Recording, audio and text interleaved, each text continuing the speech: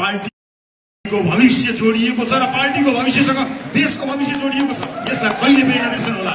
यो देशको भविष्य परिवर्तन गर्नका लागि मान्छेहरूले तातो रगत समेत पकाएका छन्, गोली खाएका छन्। हामीले गोली खानु पर्दैन, इमान भएको छाती हामीसँग छ भनेर छाती खोलेर देखाइदिनु पर्ने छ। यो देशमा परिवर्तनका लागि मान्छेले मलाई गोली हान भनेर गोली खानका लागि छाती थापेका छन्। तपाईले गोली थाप्नु पर्दैन, बस मेरो छातीभित्र इमान मरेको छैन, म जिउँदो मान्छे हो भनेर प्रमाणित गरिदिनुहोस्। रासपालाई 84 मा कसैले पनि हराउन सक्दैन। म यति भन्नको लागि आएको छु। यसलाई कायम राख्नु होला। कहीँ कतै तपाईँ विचलित हुनुभएछ भने सकेसम्म बाटो छोडिदिनु होला। इमानदार साथीका लागि छोड्नु भएन र अड्काउनु भयो भने रासोपाले तपाईँलाई हटाउँछ।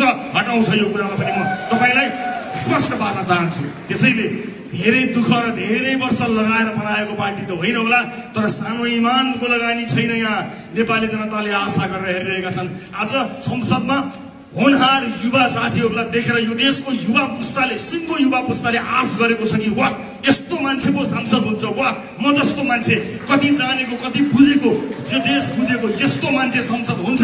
नेपालको संघीय संसदमा यस्ता विज्ञ होनहार युवाहरू देशका लागि बोल्न सक्छन् भने यो देशमा अब केही हुन्छ भनेर आशा र भरोसा बोकेर हिँडेका छन्। त्यसमा पानी खनाउने काम कसैले पनि नगर्नु होला। म यो खबरदारी गर्न पनि एकछिन भए पनि यहाँ टिकेको हुँ। तपाईँ यो पार्टीको सदस्य मात्र होइन, यो देशको भविष्यको ल भन्नुहोस्